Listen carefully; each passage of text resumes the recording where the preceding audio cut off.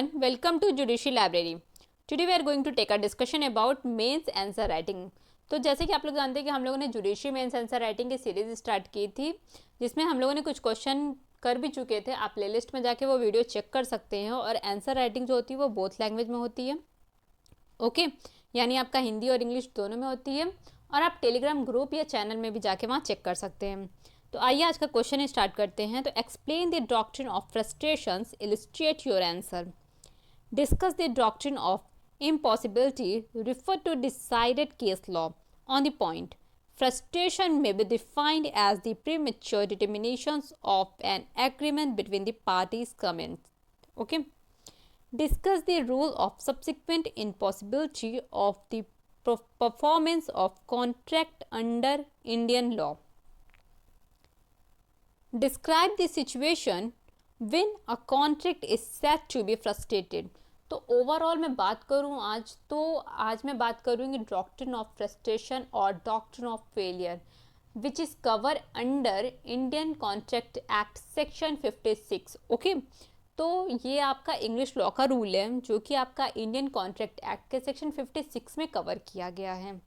और 5 फॉर्म में लेके आई हूँ क्वेश्चन के, जबकि क्वेश्चन आपका एक ही है. ठीक है, उसको मैंने अलग अलग फॉर्म में लिखा हुआ है ताकि आपको ये कन्फ्यूज़न ना हो कि एग्जाम में क्वेश्चन पूछता कैसे. ठीक है, कभी कभी क्योंकि क्वेश्चन घुमा के पूछ लेता है और वहाँ हमें प्रॉब्लम फेस करनी पड़ जाती है. तो आंसर एक ही होगा बट आपका जो क्वेश्चन होगा वो अलग अलग घुमा फिरा के पूछता है. तो इसीलिए मैं 5 तरीके से इसको लिखी हूँ.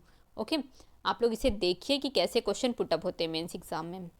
आंसर है in English law it is the theory of impossibility and impracticability, and in English law it is the frustration of contract and frustrations of purpose under the doctrine of frustration, and under Indian legal system is covered under section 56 of Indian Contract Act 1872. Means आपका जो doctrine of frustration है ये आपका English law का rule है जिसे Indian contract act के section 56 में कवर किया गया है. और ये जो रूल है आपका इम्पॉसिबिलिटी की बात करता है. The doctrine of frustration is based on the maxim lex non cogit ad impossibilia. It means that law does not compel the impossibles. Means जो आपका डॉक्ट्रिन ऑफ फ्रस्ट्रेशन है ये बेस्ड है किस मैक्सिम पर, लेक्स नॉन कॉगिट एड इम्पॉसिबिलिया. अगर मैं maxim की बात करूँ तो मैक्सिम एग्ज़ाम में मेंस एग्ज़ाम में बहुत ही ज़्यादा इंपॉर्टेंट होती है. बिल्कुल भी इसे इग्नोर मत करिए. इसे अगर आपको आती है तो आप वहाँ लिखिए. इससे आपके मार्क्स क्या होंगे, बहुत अच्छे होंगे. आपका मार्क्स बहुत अच्छा मिलेगा आपको एग्ज़ाम में. ओके, अब देखते हैं इस मैक्सिम का अर्थ क्या होता है. तो it means that law does not compel the impossibles. Means आपका जो लॉ है वो आपको इम्पॉसिबल एक्ट के लिए कंपेल कभी भी नहीं करेगा. जो भी इम्पॉसिबल हो चुका है उसके लिए कंपेल आपको नहीं करेगा.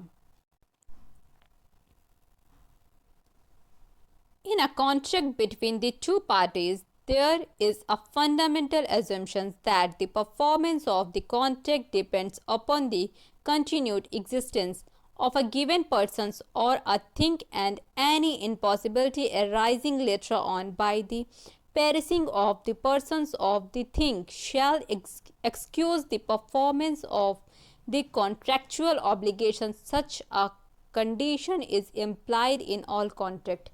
मीन्स यहाँ अगर मैं बात करूँ आपका डॉक्ट्रिन ऑफ फ्रस्ट्रेशन की, तो डॉक्ट्रिन ऑफ फ्रस्ट्रेशन आपका तब लागू होता है जब आपका जो एक्ट होता है वो इम्पॉसिबल हो जाता है. मीन्स आप अपनी ड्यूटी को परफॉर्म नहीं कर सकते. क्यों नहीं परफॉर्म कर सकते, ये तो आपका जो या तो पर्सन या फिर जो आपका थिंक होती है कॉन्ट्रैक्ट से रिलेटेड वो आपकी डिस्ट्रैक्ट हो जाती है. ठीक है, डिस्ट्रैक्टेड हो जाती है, इस वजह से डिस्ट्रॉय हो जाती है, जिस वजह से आप क्या होता है उसकी परफॉर्मेंस नहीं कर सकते. और जब आप परफॉर्मेंस नहीं दे सकते हैं, ठीक है, तो अकॉर्डिंग सेक्शन 56 ये आपका जो कॉन्ट्रैक्ट होगा आपका ये आपका वॉइड हो जाएगा और दोनों पार्टीज क्या होगी, फ्री हो जाएगी, डिस्चार्ज हो जाएगी अपने ड्यूटी से. Okay, frustrations means when the contract is rendered impossible of its performance by the external causes which are beyond the contemplations of the parties concerned. It includes both और जो आपका इम्पॉसिबिलिटीज़ होनी चाहिए वो ऐसी नहीं होनी चाहिए कि उससे आपका जो पार्टीज़ है वो कंट्रोल कर सकती थी। आपका वो जो इम्पॉसिबिलिटी है वो ऐसी होनी चाहिए कि पार्टीज़ जो है वो दोनों में से कोई भी पार्टी आपके कंट्रोल ना कर सकती हो। Okay, impossibility of the performance of the contractual obligations and impossibility of the fulfillment of the ulterior purpose for which the contractors was entered।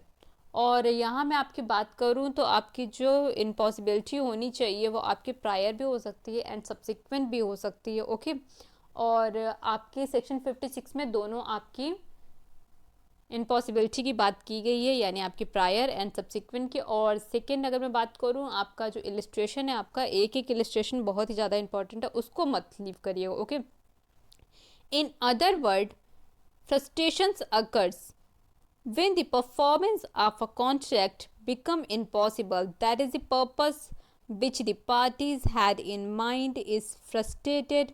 If the performance become impossible because of a supervening or unexpected and unforeseen event, then the promisor is executed from the performance। means आपका जो contract होता है वो आपका किसी ऐसी घटना, किसी ऐसी अनपेक्षित घटना पे जो डिपेंड होता है, अगर नहीं होती है तो भी आपका जो कॉन्ट्रैक्ट होगा वो वाइड हो जाएगा according section 56। Okay, Indian contract act. किसी घटना का ना होना, पार्टीज का डेड होना या फिर उसका अनक्वालिफाई होना, ठीक है, तो ऐसी कुछ सिचुएशन आपका सेक्शन 56 में बताई गई है जिसकी वजह से जो परफॉर्मेंस होती है वो आपकी इम्पॉसिबल हो जाती है। ठीक है, और जैसे ही आपकी परफॉर्मेंस इम्पॉसिबल होगी वो आपका कॉन्ट्रैक्ट भी क्या होगा, इम्पॉसिबल हो जाएगा। ठीक है, तो ऐसे में आप उसको परफॉर्म नहीं कर सकते हैं, और जब परफॉर्म नहीं कर सकते तो वो आपका कॉन्ट्रैक्ट क्या हो जाएगा, वाइड हो जाएगा। ठीक है, और इम्पॉसिबिलिटी मैं आपको बता चुकी हूँ ऐसी होनी चाहिए कि जिससे जो पार्टीज़ होती है वो उनके कंट्रोल में ना हो। Law relating to frustration in India is dealt under section 56 of the Indian Contract Act 1872, which says that an agreement to do an act impossible in itself is void. A contract to do an act which after the contract is met becomes impossible or by reason of some event which the promisers could not prevent unlawful become void when the act becomes impossible or unlawful where one person has promised to do something which he know or with reasonable diligence might have known and which the promise did not know to be impossible to law. Such promiser must take compensation to such promisee for any loss which such a promisee sustained through the non-performance of the promise। means अगर मैं आपके section 56 की बात करूं Indian contract act की, तो ऐसा कार्य करने की संविदा करने के पश्चात असंभव या किसी अन्य ऐसी घटना के कारण जिसका निवारण जो है आपका प्रॉमिसर यानी प्रतिज्ञाकर्ता नहीं कर सकता था, तो ऐसी जो कॉन्ट्रैक्ट होता है वो विधि विरुद्ध हो जाता है, यानी अनलॉफुल हो जाता है और वाइड हो जाता है। जबकि वह कार्य जो एक्ट होता है वो इम्पॉसिबल हो जाता है या फिर अनलॉफुल हो जाता है। और ऐसे सिचुएशन में क्या होता है कि जो व्यक्ति लॉस उठाता है, ठीक है, जिसको लॉस होता है ऐसे कॉन्ट्रैक्ट से, उसको कंपनसेशन दिया जाता है, उसको कंपनसेशन दिलाया जाता है दूसरी पार्टी से। ओके, सेक्शन 56 है आपका of the Indian contract act 1872 less down a positive rule of law and the court cannot travel outside the term of that sections. It broadly simplifies the English rule and it neither leaves the matter to be determined according to the intention of the parties nor does it leave any scope for the considerations of the different theories propounded in England. The basis of the doctrine of frustration in India has been explained in Satyabrata Ghosh versus Mangni Ram Bangur by justice Mukherjee. तो ये justice Mukherjee के द्वारा इस case में अच्छी तरीके से बताया गया था, जो कि सुप्रीम कोर्ट का केस था मंगनी राम वर्सेस सत्यव्रत घोष के केस में। और जो ये आपका सेक्शन 56 है वो आपके इंग्लैंड के लॉ से यानी इंग्लिश लॉ का जो रूल है डॉक्ट्रिन ऑफ फ्रस्ट्रेशन उससे कहीं ज़्यादा सिंपल है, क्योंकि ये इंटेंशन पे डिपेंड नहीं है। मीन्स कोई किसी व्यक्ति को अगर लॉस होता है तो अगर वो उस लॉस के लिए वो कंपनसेशन के लिए केस फाइल करता है तो दूसरा पार्टी कहते कि नहीं मेरी तो ऐसी कोई इंटेंशन नहीं थी, ठीक है। तो ये आपका इंटेंशन पे डिपेंड ही नहीं है। आपका इंटेंशन हो, चाहे आपकी इंटेंशन हो या आपकी इंटेंशन ना हो, आपको कंपनसेशन तो देना ही पड़ेगा। ओके, आइए देखते हैं। It is as follow, the essential idea upon which the doctrine is based is that of impossibility of performance of the contract. In fact, impossibility and frustrations are often used as interchangeable expression, यानी impossibility and frustration जो है वो आपका interchangeable expressions है आपके, ठीक है। तो the changes circumstances make the performance of the contract impossible and the parties are absolved from the further performance of it as they did not promise to perform impossibility. The doctrine of frustrations is really an aspect or pact of the law of the discharge of contract by reason of supervening impossibility or illegality of the act agreed to be done, and hence comes within the purview of section 56 of the Indian Contract Act. Means जो आपका, अगर मैं बात करूँ doctrine of frustration है वो पूरी तरह से बेस्ड है, पूरी तरह से बेस्ड है आपका इम्पॉसिबिलिटी पे और ऐसे अनफॉर्सीन इवेंट पे डिपेंड है जो कि नहीं होते हैं, ठीक है। और जिनकी वजह से जो एक्ट होता है वो परफॉर्म नहीं हो सकता है, जो कॉन्ट्रैक्ट होता है वो परफॉर्म नहीं किया जा सकता है, जिसकी वजह से कि पूरा का पूरा जो आपका मैटर है वो आपका सेक्शन 53 के एम्बिट में आता है और सेक्शन 56 के एम्बिट में आता है। और इंडियन कॉन्ट्रैक्ट एक्ट का सेक्शन 56 यही इम्पॉसिबल एक्ट की बात करता है, इम्पॉसिबल कॉन्ट्रैक्ट की बात करता है, ठीक है। आइए इसके कुछ इसेंशियल एलिमेंट देखते हैं।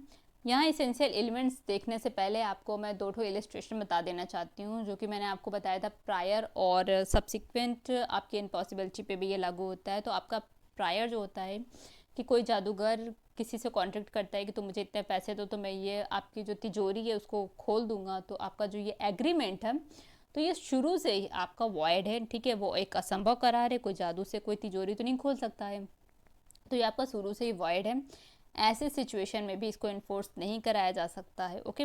एंड देन आपका मैं दूसरा इलस्ट्रेशन देती हूँ और ये सारे इलस्ट्रेशन आपके सेक्शन 56 में हैं आपके, ठीक है। सेक्शन 56 इंडियन कॉन्ट्रैक्ट एक्ट, आप उसको ओपन करिए आज और उसको पढ़िए और उसके एक एक इलस्ट्रेशन को अपने माइंड में रखिए, बिकॉज इलस्ट्रेशन बिल्कुल मत छोड़िए, यहाँ से आपके मेंस में डायरेक्ट क्वेश्चन बनते हैं। एंड ये सेक्शन ही आपका इतना इंपॉर्टेंट है कि इससे क्वेश्चन प्री और मेंस में डेफिनेटली बनते हैं, ओके।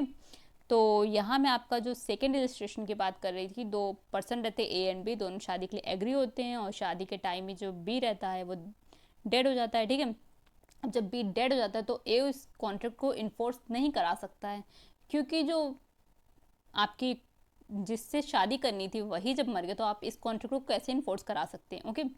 तो ये आपका सब्सिक्वेंट आपकी इम्पॉसिबिलिटी थी।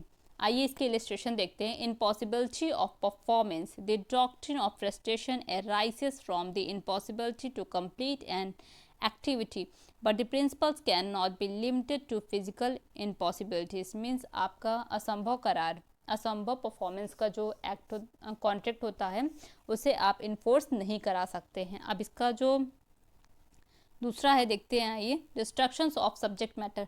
अब आपका सब्जेक्ट मैटर ही डिस्ट्रैक्ट हो जाता है, ठीक है, डिस्ट्रैक्ट हो जाता है। The doctrine of frustrations applies when there is the distractions of the subject matter of contract.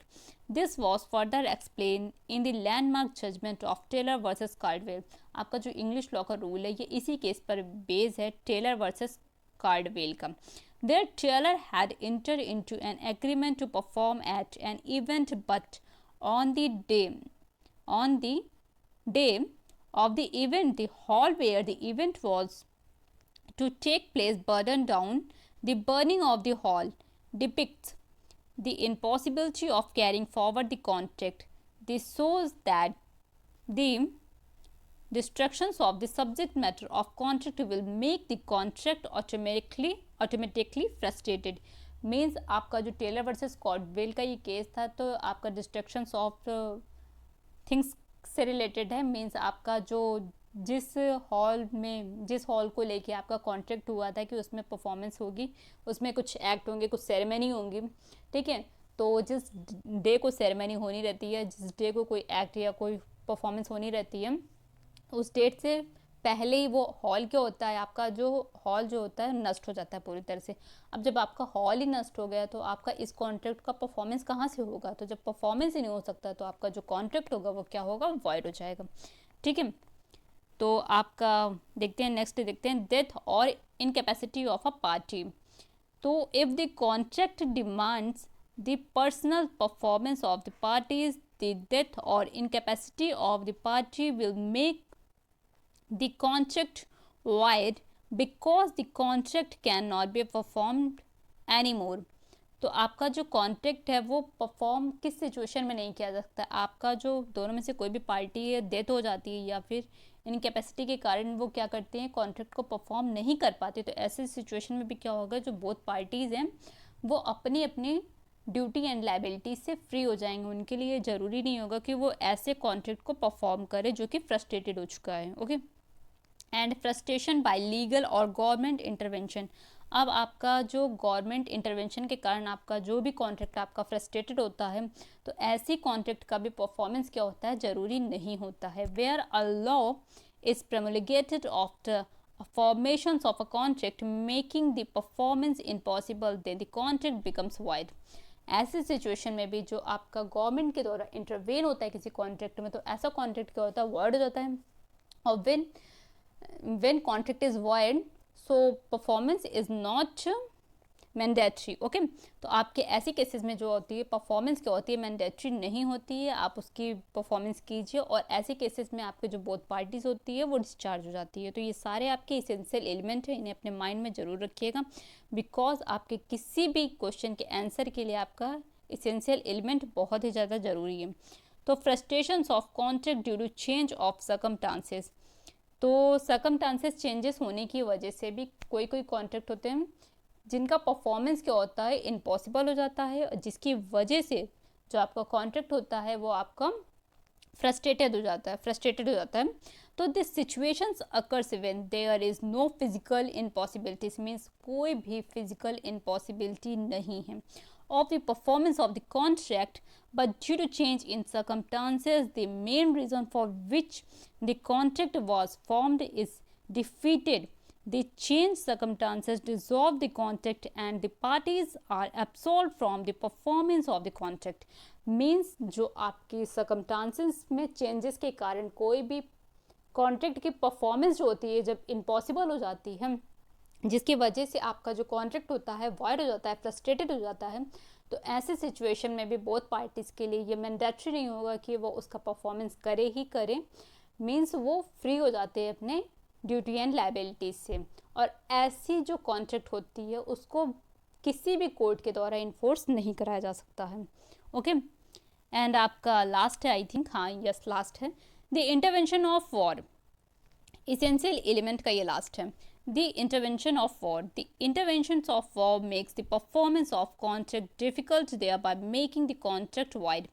Means अगर मैं इसकी बात करूँ कि आपका जो इंटरवेंशन होता है बाय वॉर, ठीक है, तो ऐसे इसका मैं एक एग्जांपल देती हूँ. सपोज दो कंट्री है, ठीक है, और दोनों कंट्री में दो अलग अलग पीपल रहते हैं, दोनों एक दूसरे से कॉन्ट्रैक्ट करते हैं, किसी भी चीज़ के लिए कॉन्ट्रैक्ट करते हैं, और उस कॉन्ट्रैक्ट को फुलफिल करने से पहले ही दोनों इस कंट्रीज़ के बीच में क्या होता है, वॉर हो जाता है. और जैसे ही वॉर होता है दोनों कंट्रीज़ के बीच में, तो जो एग्रीमेंट होता है, जो कॉन्ट्रैक्ट होता है, वो फुलफिल नहीं किया जा सकता है. बिकॉज ऐसी सिचुएशन में जो आपका कॉन्ट्रैक्ट होगा वो वाइड हो जाएगा, अनलॉफुल हो जाएगा. ठीक है. तो ऐसे सिचुएशन में भी कॉन्ट्रैक्ट क्या होगा, आपका फुलफिल नहीं किया जा सकता है, आपका इम्पॉसिबल है कॉन्ट्रैक्ट फुलफिल करना. सो ऐसे केसेस में आपका जो कॉन्ट्रैक्ट होगा वो वाइड हो जाएगा और जो बोथ पार्टीज़ हैं वो ऐसे कॉन्ट्रैक्ट को आपका किसी भी कोर्ट के द्वारा इन्फोर्स नहीं करा सकते हैं, बिकॉज वो वाइड है। एंड जो पार्टीज़ हैं वो अपने अपने ड्यूटी एंड लाइबिलिटी से फ्री हैं। ओके, आपका देखते हैं effect of the doctrine of frustration. अब उसका इफेक्ट क्या है? डॉक्ट्रिन ऑफ फ्रस्ट्रेशन का कुछ ना कुछ तो इफेक्ट होगा ना। मीन्स अगर आपका कोई कॉन्ट्रैक्ट है, आप कॉन्ट्रैक्ट में इंटर हो रहे हैं, ठीक है, आप लीगल रिलेशनशिप के लिए, बट आपका कॉन्ट्रैक्ट ही पूरा पूरा फ्रस्ट्रेटेड हो जा रहा है, तो आप उसके कुछ ना कुछ कंसिक्वेंस होंगे, उसके कुछ ना कुछ इफेक्ट होंगे। तो आइए देखते हैं क्या क्या इफेक्ट है। The contract is frustrated, the contract is frustrated automatically. Means आपका जो कॉन्ट्रैक्ट होगा वो अपने आप, मीन्स आपको उसको फ्रस्ट्रेट वॉइड कराने के लिए आपको किसी भी कोर्ट में नहीं जाना पड़ेगा। नहीं भैया ये मेरा कॉन्ट्रैक्ट है, आप इसको वॉइड कर दीजिए। अगर मैं बात करूँ, आप सेक्शन 29 इंडियन कॉन्ट्रैक्ट एक्ट, चले जाइए कोर्ट में, ये कॉन्ट्रैक्ट है सर वाइड, ये तो कम्प्लीटली वाइड है, ठीक है, तो या फिर माइनर के द्वारा किया गया एग्रीमेंट वो भी वॉइड है, ठीक है। तो ऐसे केसेस में आप उसे कोर्ट में तो नहीं ले जा सकते, वॉइड कॉन्ट्रैक्ट को कोर्ट में तो नहीं ले जा सकते कि वॉइड है, ठीक है। तो ऐसे केसेस में जो आपका शून्य होगा, ठीक है, आपका जो कॉन्ट्रैक्ट होगा वो शून्य होगा, वॉइड होगा। The general rule is that the occurrence of the frustrating event puts an end to the contract automatically. The parties are not required to rescind the contract as the obligations of the parties get terminate immediately after the contract is frustrated. Means आपका जैसे ही कोई contract आपका void हो जाता है, ठीक है, तो पार्टीज़ के लिए ये ज़रूरी नहीं होगा कि वो उसे टर्मिनेट करें, ठीक है, वो ऑटोमेटिक टर्मिनेट हो जाता है, ठीक है। और जो दोनों पार्टी होंगी वो फ्री हो जाएंगे, उनके लिए अपनी अपनी परफॉर्मेंस करना मैंडेटरी नहीं होगा कि अपने अपनी वो परफॉर्मेंस करें। Further obligations are discharge. अब इसमें क्या है, both the parties are discharge from the obligations after the contract is set to be frustrated. Means जो बोथ पार्टीज़ हैं उनके लिए ये ज़रूरी नहीं होगा कि वो अपनी अपनी ड्यूटी को फॉलो करें, ठीक है, उनको परफॉर्म करें, और दोनों क्या होंगे, ऑटोमेटिक क्या होंगे, डिस्चार्ज हो जाएंगे अपनी अपनी ड्यूटी से जैसे ही आपका जो कॉन्ट्रैक्ट होगा वाइड होगा, आपका सेक्शन 56 के एम्बिट में आएगा। Okay, and accrued obligations, the legal right और obligations already accrued before the frustrating event accrued are left undistributed.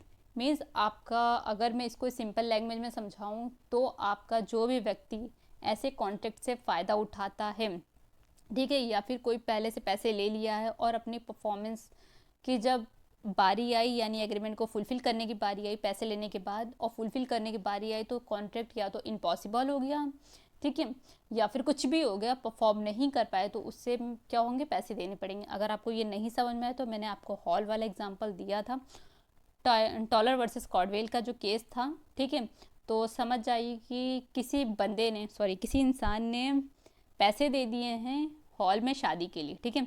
अब क्या होता है कि जिस दिन शादी होनी है उस दिन से पहले ये हॉल जो है जल के राख हो गया।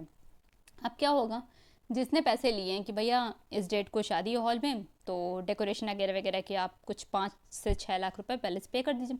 अब उसको वो जो पैसे उसने लिए हैं हॉल में, और उस दिन से पहले उसका हॉल जो है वो जल के नष्ट हो गया है, तो उसे वो पैसे जो है रिटर्न करने पड़ेंगे। ओके, आपको ये समझ में आया? आपका लास्ट है exceptions to the principle of failure. Means आपका जो डॉक्ट्रिन ऑफ फेलियर है उसके कुछ एक्सेप्शन है, किस पे वो लागू नहीं होता, ये देखते हैं। तो on self motivated failure the principle will not apply if such failure has arisen from the work of any party of the contract. Means आपका दोनों में से कोई पार्टी के द्वारा अगर कॉन्ट्रैक्ट आपका फेल हो रहा है, ठीक है, तो ऐसी सिचुएशन में भी आपका डॉक्ट्रिन ऑफ फ्रस्ट्रेशन का रूल लागू नहीं होगा।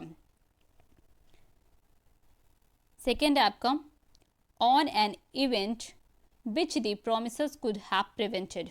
मीन्स ऐसी घटना पर जिसे वचनदाता रोक सकता था। The principle will not apply even the failure has occurred on an event which the promises can stop. विफलता ऐसी घटना पर हुई है जिसे वचनदाता रोक सकता था, तो भी आपका ये सिद्धांत यानी डॉक्ट्रिन ऑफ फ्रस्ट्रेशन आपका वहाँ लागू नहीं होगा। एग्जीक्यूटेड कॉन्ट्रैक्ट लाइक लीज तो आपका जितने भी एग्जीक्यूटेड कॉन्ट्रैक्ट होते हैं, अब वहाँ यहाँ मैंने एक ही एग्जांपल लिखा है लाइक लीज, तो आपका एग्जीक्यूटेड कॉन्ट्रैक्ट पे भी आपका डॉक्ट्रिन ऑफ फ्रस्ट्रेशन यानी सेक्शन 56 आपका लागू नहीं होगा इंडियन कॉन्ट्रैक्ट एक्ट का।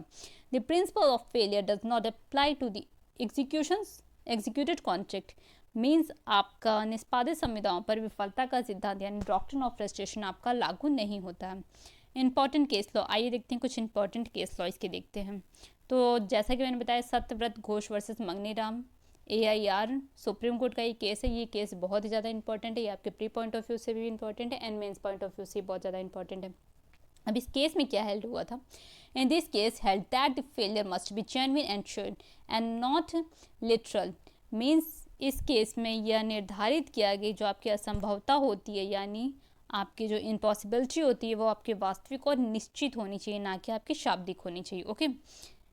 श्रीमती सुशीला वर्सेस हरि सिंह, ये भी केस आपका इंपॉर्टेंट है, इसीलिए मैंने आपके 2 ही केस दिए हैं और दोनों ही केस इंपॉर्टेंट है। In this case determine that the contract would be impossible to follow due to any event then this principles would apply. Means इस वाद में यह भी निर्धारित किया गया कि किसी घटना के कारण यदि संविदा का पालन असंभव हो जाए तो भी यह सिद्धांत लागू होगा। ठीक है, आपका पालन ही असंभव हो गया, परफॉर्मेंस ही इम्पॉसिबल हो गई है, तो आपका वहाँ आपका डॉक्ट्रिन ऑफ फ्रस्ट्रेशन आपका लागू होगा। तो यहाँ आपका doctrine of frustration, doctrine of failure आपका सेक्शन 56 इंडियन कॉन्ट्रैक्ट एक्ट आपका कंप्लीट होता है। तो मेंस में आपकी जो आंसर राइटिंग होती है एग्जैक्ट आपकी ऐसी होती है। सबसे पहले आपको वहाँ जिस चीज़ के बारे में पूछा है वो आप मेंशन करेंगे, देन उसके बाद आप कोई मैक्सिम है उससे रिलेटेड तो वो मेंशन करेंगे, फिर एसेंशियल एलिमेंट मेंशन करेंगे, एसेंशियल एलिमेंट के बाद आप एक्सेप्शन है तो आप मेंशन करेंगे।